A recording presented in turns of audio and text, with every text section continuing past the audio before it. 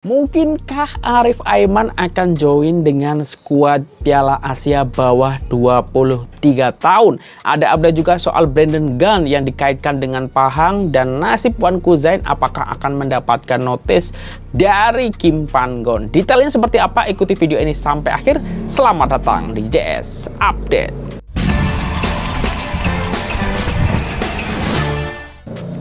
Ya, assalamualaikum warahmatullahi wabarakatuh. Selamat malam kurang semua. Jumpa lagi dengan saya Jutama dari Jalan-Jalan Sepak Bola. Semoga sehat-sehat semua. Seperti biasa kita akan update seputar bola sepak Malaysia. Ya, ini aku baru baca beberapa update ya soal Arif Aiman yang dikaitkan dengan skuad bawah 23 tahun tim nasional Malaysia ya untuk kampanye Piala Asia di bulan April ini. Nah, aku bacakan beritanya nanti dan pendapatku apakah ini mungkin atau tidak ya. Nih, aku baca update-nya di harimaumalaya.com. Pemain Indonesia, Vietnam yang beraksi di Piala Asia 2023 akan turut beraksi di Piala Asia bawah 23 April ini. Malaysia tanda tanya. Ya, selepas tamat kejuaraan Piala Asia 2023 baru-baru ini, peminat bola sepak Asia kini bersemangat apabila Doha Qatar akan sekali lagi menjadi tumpuan untuk kejuaraan Piala Asia bawah 23 2024 yang akan berlangsung dari 15 April sampai 3 Mei ini. Peminat pasukan kebangsaan Malaysia turut terujak karena skuad muda negara akan turun beraksi dalam kejuaraan itu dalam kumpulan D bersama Vietnam, Kuwait, dan juga Uzbekistan. Selain Vietnam, dua lagi pasukan dari Asia Tenggara yang juga merupakan musuh tradisi Indonesia dan Thailand turut sama-sama akan beraksi. Skuad negara layak Piala Asia di bawah pimpinan Ella Farasan, namun kemudian melepaskan jabatan tersebut karena mau fokus pada tugasnya sebagai penolong ketua jurulatih Kim Pan-gon dalam skuad senior. Tugas itu kini digalas oleh Juan Torres Garrido, yang mana Persatuan Bola Sepak Malaysia (FVM) akan mengumumkan senarai pemain untuk ke kamp latihan pusat untuk mempersiapkan pasukan bagi menghadapi kejuaraan itu. Presiden FVM Datuk Hamidin Mohamad Amin baru-baru ini juga telah memberitahu bahwa skuad Tenggara akan mengharungi sekurang-kurangnya 6 perlawanan persahabatan, yaitu 3 di Malaysia dan 3 lagi di Qatar. Dua pasukan yang sudah mengesahkan akan menjadi lawan adalah India dan Qatar, serta masih menunggu jawaban daripada Jepun. Ini ujiannya cukup keren ya lawannya ya. Bagaimanapun persoalan yang berada di pikiran peminat ketika ini, siapakah pemain yang akan dipanggil untuk memperkuat pasukan. Suka atau tidak, peminat masih berharap agar bintang sensasi Arif Aiman dapat memperkuat pasukan karena kehadiran pemain itu akan memberi nilai tambah dan quality di bagian serangan. Tambahan, Arif memamerkan aksi yang cemerlang ketika bersama skuad Harimau Malaya ketika beraksi di Piala Asia 2023 baru-baru ini, yang mana beliau turut menjaringkan gol. Biarpun tampak mustahil untuk memanggil Arif untuk bersama skuad bawah 23 negara, namun pengurus pasukan Datuk Seri Sahril Mukhtar berkata beliau akan setiasa coba untuk mohon pemain itu, namun ia semua bergantung kepada pucuk pimpinan. Mungkin akan ada segelintir pihak yang akan mengatakan Arif sudah bermain dengan skuad senior, jadi pemain itu tidak layak untuk main dengan skuad bawah 23. Adakah sebab sudah pernah bermain dengan skuad senior menjadi faktor utama Arif tidak lagi layak bermain untuk skuad bawah 23? Jika ya, ia sesuatu yang cukup mengecewakan untuk didengar. Tidak perlu melihat kepada pasukan gergasi seperti Jepun dan Korea Selatan. Lihat saja pasukan dari negara jiran seperti Indonesia dan Vietnam yang tetap memanggil pemain-pemain muda mereka biarpun sudah bermain bersama skuad senior. Pada kejuaraan Piala Asia baru-baru ini, Vietnam membariskan 8 pemain berusia bawah 23, manakala Indonesia pula menjadi salah satu sebuah pasukan termuda pada kejuaraan itu, dan kesemua pemain-pemain itu beraksi pada Piala Asia bawah 23 nanti. Jika pemain-pemain ini boleh turun bermain untuk skuad bawah 23, mengapa Arif tidak boleh? Apapun kita harapkan apabila senarai pemain bawah 23 yang diumumkan kelak adalah pemain yang terbaik untuk bawa harapan negara di pentas Asia. Nah, ini ya. Nah, menurut JS seperti apa? Nah, menurut aku sih memang agak mustahil ya Arif Aiman ini boleh bermain di skuad bawah 23 tim nasional Malaysia di Piala Asia esok lah ya. Menurut aku agak sukar. Menurut aku malah mustahil, hampir mustahil ini.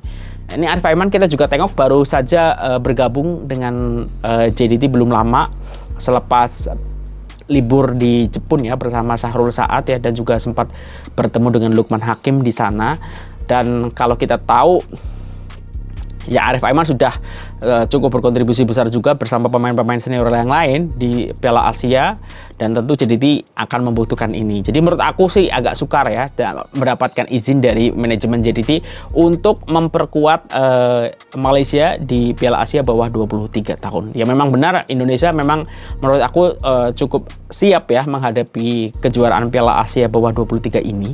Dan aku juga udah dengar memang Erick Thohir, ketua PSSI ini akan melobi-lobi pemain-pemain yang bermain di luar negara macam Rafael Struijk, terus Elkan Bagot ya. Itu pun tapi hasilnya kita tak tahu ya, Hubner Jenner apakah itu diperbolehkan oleh klub atau tidak, karena ini kan bukan tim nasional senior ya, tapi bawah 23 ya. Jadi agak berat lah Indonesia pun untuk skuad penuh. Tapi dengan lobby-lobby yang dilakukan Erick Thohir selaku ketua PSSI yang punya link internasional yang antar negara yang baik, aku tak tahu nanti hasilnya seperti apa.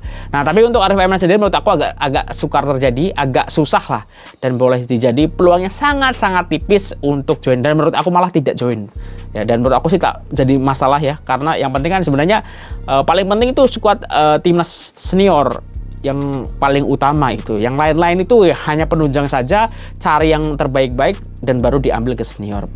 Malah kalau misalnya menurut aku Arif Aiman tetap berada di bawah 23, nah nanti nggak muncul-muncul lagi nama-nama yang lain. Menurut aku malah biarin aja posisi Arif Aiman kosong, biar diisi oleh nama-nama yang keluar nantinya siapa gitu. Maksudnya yang lebih muda lagi, atau walaupun mungkin secara usia tidak lebih muda dari Arif Aiman, tapi kita akan ada alternatif nama-nama lain gitu yang secara usia juga masih muda, seperti itu.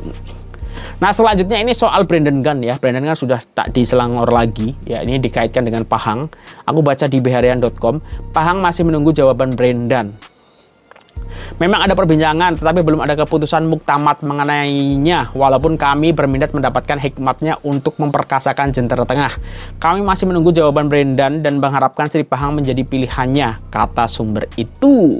Ketika ini, selain Sri Pahang, beberapa pasukan lain turut berminat mendapatkan pemain Harimau Malaya itu.